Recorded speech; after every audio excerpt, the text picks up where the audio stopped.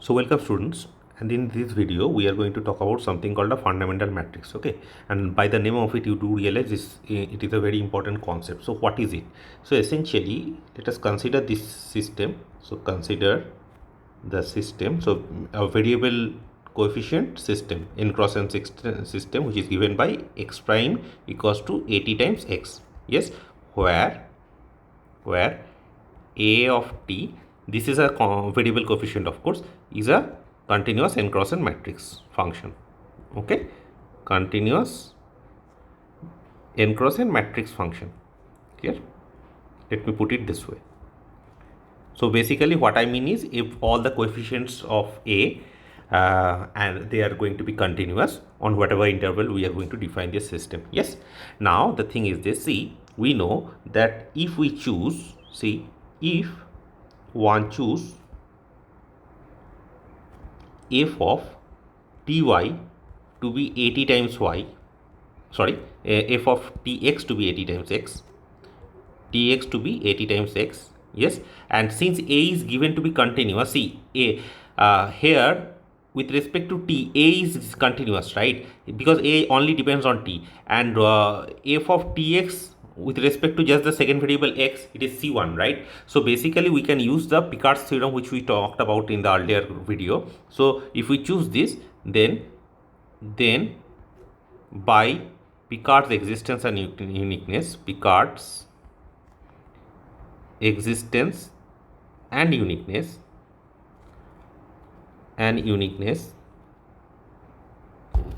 one can find a unique solution, right? One can find an unique solution. And what is the solution? Given by, let's just call it x of t. Okay, and the solution is in, of course, is in c1 of I. Yeah, c1 of I to Rn, satisfying what? That some initial data, right? Satisfying x at the point, let's say 0 is x naught. Okay, so whenever you are given this initial data, you have a solution which passes through that initial data, that is via Picard's existence and uniqueness. Clear? Now what happens is this. See, if for this system, let's just call this system 1. Okay, now see, this x naught is in Rn, right? Yes, and you see that now if one choose x naught, okay, the vector x naught, okay, to be, let's say, ei. What is ei? Which is nothing but the unit vector. Okay, so 0 0 and 1 in the ith variable, and then 0 0 0 0. Yeah, let's say this is the element in Rn. So basically this is the ith entry, the ith unit vector. If you choose that, then look at this system. See, consider this system now. So consider the following system. See, what is the system? It is given by f prime equals to at times x, right? At times x, and x at the point 0 is ei. Okay, given this system, let's just call this system as 2. Okay, 2 and I, let's just call it 2i. Yeah, because this depends on I, right? Then there exists, we know that a unique solution x, let's just call this solution as xi of t, which is, of course, is in c1 of I to Rn, right?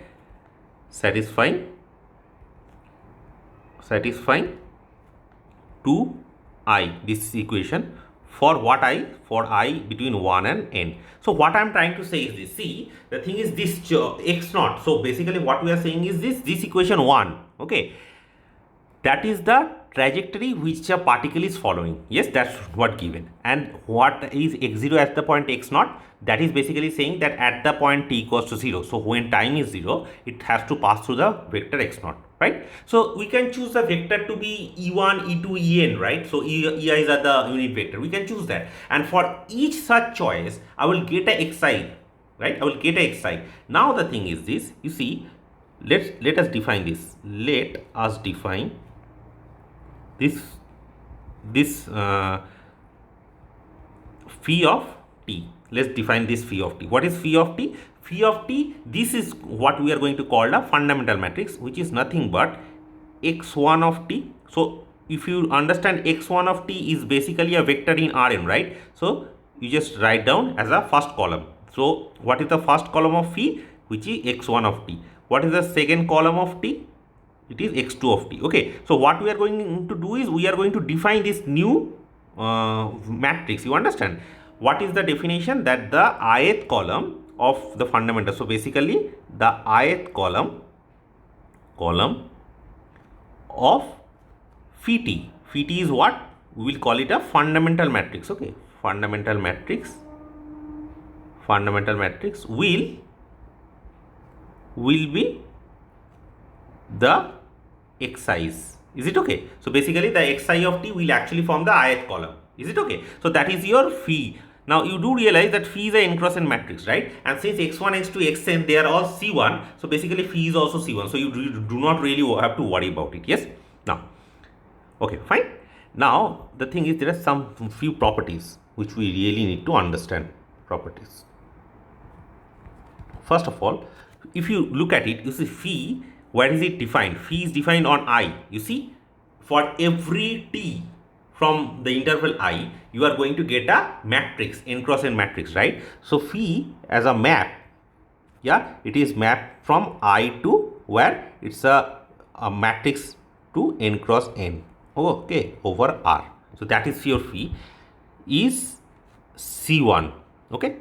It is C1. So at least continuously differentiable. Why it is C1? Because you do realize that every component of it is continuously differentiable. So basically phi is continuously differentiable. Is it okay? Right. Now the thing is this is the first property which we know. Now the second property, this property I am going to write it down. You have to verify it. It is very easy. Yes, it's actually trivial. So you please verify it. You see phi, since it is C1, what happens to phi prime of t? You can actually show that phi prime of t is nothing but at times phi of t. Is it okay? Yeah, this is what phi does.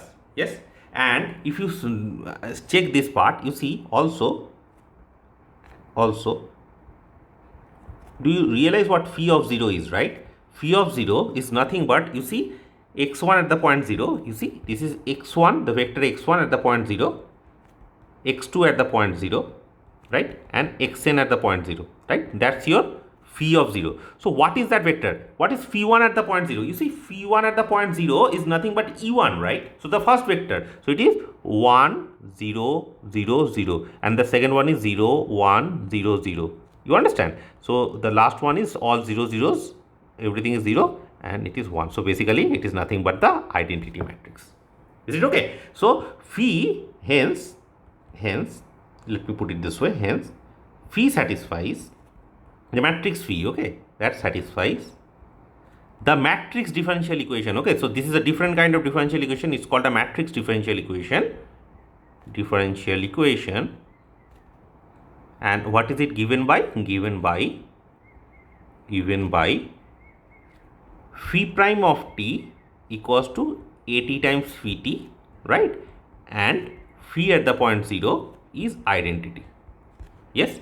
Now, I really do not have to tell you that since phi at the point 0 is identity, you can use Abel's theorem, right? Yes, you can use Abel's theorem and you can say that the determinant of phi of t is never going to be 0 for all t in I.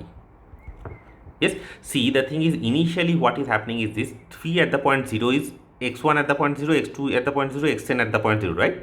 See, x1 at the point 0, x2 at the point 0, which is nothing but the identity matrix. So phi at the point 0 is identity matrix. Is it okay?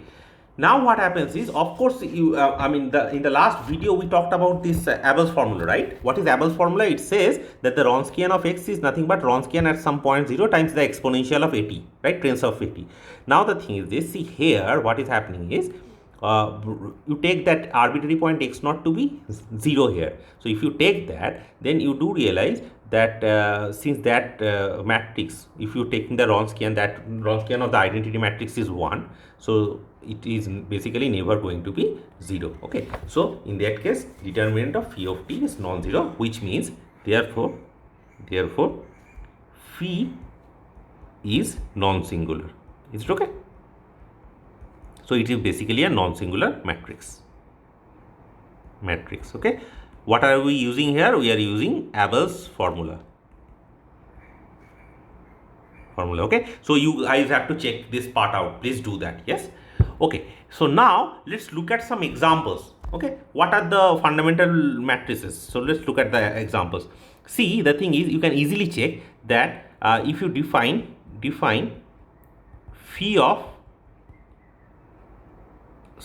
t0, let's define phi of t0, which is given by e to the power at.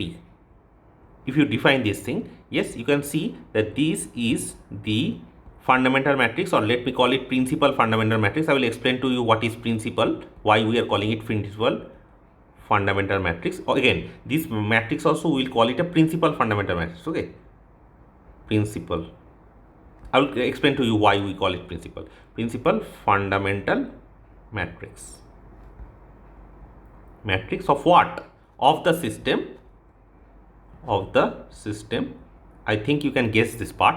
It is given by x prime equals to the constant coefficient system, x prime equals to a times x. Is it okay? A is constant. Okay, of course, n cross n matrix, A is a constant. So you can check this part. Yeah, so if you are defining phi to be this, then phi will be a principal fundamental matrix of this system. Okay, and you do realize that any solution of this system in that case will look like phi of t0 times x naught, right? So that's just any solution would look like this. Okay, so now one thing I want to, yes, principal fundamental matrix. What is the principal fundamental? You do realize that, you see here, this x1, x2, x0 equals to EIs we chose, right? EIs are what? EIs are basically the basis of Rn. Is it okay?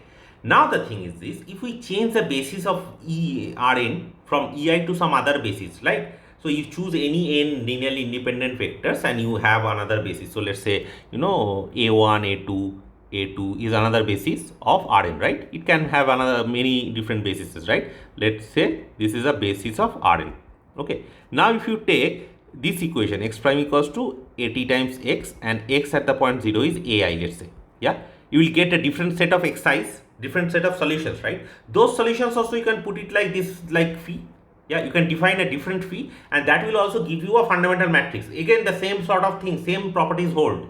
All the same property holds. Of course, phi of 0 will be something else, but the thing is, doesn't really matter. Exactly the same, exact same. So phi will derive by phi prime t equals to at times phi, and all other properties will be same, except that phi of 0 will be a little bit different. It will be a different matrix, which is, by the way, non-singular. Is it okay? And again, by Abel's formula, you can prove that it is a non-singular matrix. So that's not a point. The thing is this, you see, there can be many different fundamental matrices for a given system. You understand? Based on the basis which you are choosing. Generally speaking, if you are choosing the standard basis, which is EIs, what I chose here, then that fundamental matrix, we will call it a principal fundamental matrix. I hope this is clear. Okay, right. So this is the thing. Now the thing is, you can also find, I mean, if you want, yes, so let me call this thing as A and let me write down B. What I want you to do is, please check, try to find out the fundamental matrix for the, so find out the fundamental matrix, mental matrix of A, the system, of the system x prime equals to 0, 1, minus 1, 0 times x. Is it okay? Try to find it out. See what, if you can do that part. Yeah, please do that. Okay, so that is it. Right. Now the thing is this, we are going to prove a very important theorem now. The theorem says is this. So what is the relation between these fundamental matrices? Okay, so theorem. So it says that if phi of t is a, I am writing it like this, a fundamental matrix Fm, okay, of the system x prime equals to at times x. Okay, so if you have a homogeneous system and phi of t is given to be the fundamental matrix of this homogeneous system, okay, then any constant non-singular n cross n matrix matrix, then for any constant non-singular matrix, n cross n matrix, okay, C, phi t times C, is also a fundamental matrix, of the same system. Okay, so let's say what I am saying is this: if you have one fundamental matrix, you can of course produce another one just by multiplying with a constant, and please don't change the order. So it is phi t times C, yeah, at times x of the same system. Clear? Also we can say that every, okay, fundamental matrix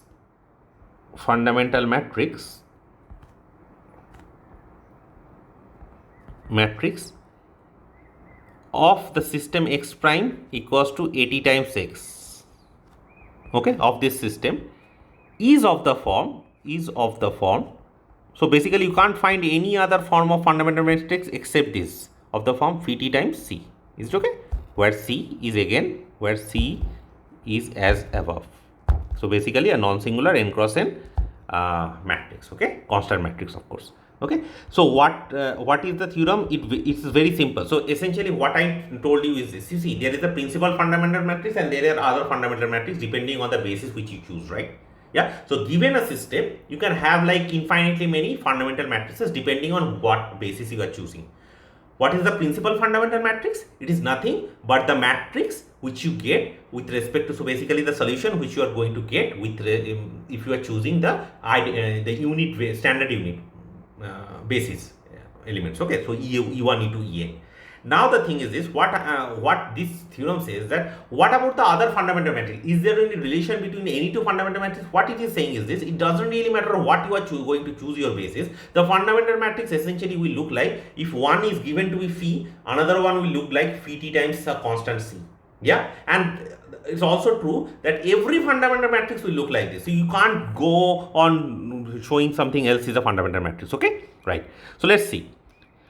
Okay, so first of all, let's say if phi t is a fundamental matrix, we have to show that phi t times C is also a fundamental matrix. It's very easy. Okay, now since phi t is a fundamental matrix, what did I tell you? This is true, right? Phi prime of t equals to at times phi of t. Now this is quite easy to check, as I told you, of course. Yes, please do that. So this is one. Let's just call that one. Okay. Now you see, I have to show phi t times C is also a fundamental matrix. So let's look now. You see, phi t times C. Let's just look at the derivative of this. What is it?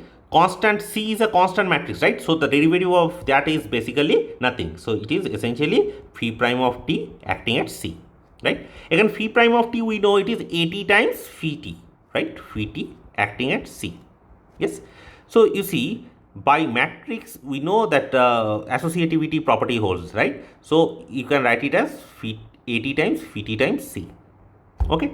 Now phi t times C, see phi t times C prime is nothing but at times phi t times C. Yes. Therefore phi t and phi t times C are both solutions. Okay. Therefore phi of t and phi t times C are both solutions. Of the matrix of this equation. You see the matrix value differential equation. Okay, so phi prime equals to at times phi. Okay, satisfies this. So this is the matrix differential equation. Please remember, yes, the fundamental matrices, they satisfy the matrix differential equation. Okay, right. Okay. So now you see, the thing is, you have to also show that, since the important thing is how do you check something is a fundamental matrix. First of all, you check it sort of satisfy the matrix differential equation, and the next check is what is about the determinant, if it is non-singular or not. And you see, since determinant of phi of t, this is non-zero, right? Because phi of t is given to be fundamental matrix, and therefore determinant of phi t times C is nothing but determinant of phi t times determinant of C, and since determinant of C is non-zero, because C is given to be non-singular, you see, non-singular constant matrix. Okay, so this is also going to be non-zero. So it's trivial, right? So you can actually see that phi t times C is also a fundamental matrix. Clear? Very simple. Now we have to show the converse part. So what is the converse? So let's say phi of t, any two fundamental matrix is given to you. Yes, we have to show that one is a constant multiple of another. So basically, phi 1 and phi 2 are two fundamental matrices. You have to show that phi 2 is nothing but phi 1 times c. Yes. Okay. So conversely, let's do that. Conversely, we have to show that let phi 1 of t and phi 2 of t and phi 2 of t be two fundamental matrices, be two fundamental matrices, matrix solution, okay, of the system x prime equals to at times x. Okay, now the thing is this, see, if this is the case, yeah, just look at this thing. Phi and phi inverse both are non-singular, right? So I can talk about the inverses. Yeah. So define this new matrix C of t, which is nothing but phi 2 inverse of t times phi 1 of t. Let's just call that. Okay. Now if you do that, see what is phi 1 of t in this case? Phi 1 of t is nothing but phi 2 of t times ct. Is it okay? Yes. And if you take the, you see, phi 1 and phi 2, let's say C, phi 1 and phi 2 are both C1 maps, C1 matrix functions, right? So C is also C1, right? So we can take the derivative here. Now, differentiating what we have, differentiating one has differentiating this part, okay? I have phi 1 prime of t, right? Phi 1 prime of t is nothing but phi 2 prime of t times ct plus phi 2 of t c prime of t, right? Now you see what is phi 1 prime of t. Phi 1 prime of t is nothing but a of t times phi 1 of t. Yes, and what is phi 2 prime of t? It is a of t times phi 2 of t times ct, yeah, plus phi 2 of t times c prime of t. Yes. Now you see phi 1 is phi 2 times ct. Phi 1 is phi 2 times ct. This is phi 2 times ct. So basically this part and this part we can just cancel it out. So basically you can take the one matrix to be on the other side and that will actually give you 0. Now essentially what you have is this phi 2 of t c prime of t is nothing but the 0 matrix. Yes. Phi 2 is what? Phi 2 is a fundamental matrix, so that's a non-singular matrix. If you take phi 2 inverse on the both sides, essentially that will give you C2 t is 0, which basically says that Ct is constant. Is it okay? So if Ct is constant, you do realize that phi 1 will be phi 2 times a constant matrix C. Okay? So with this, I am going to end this video.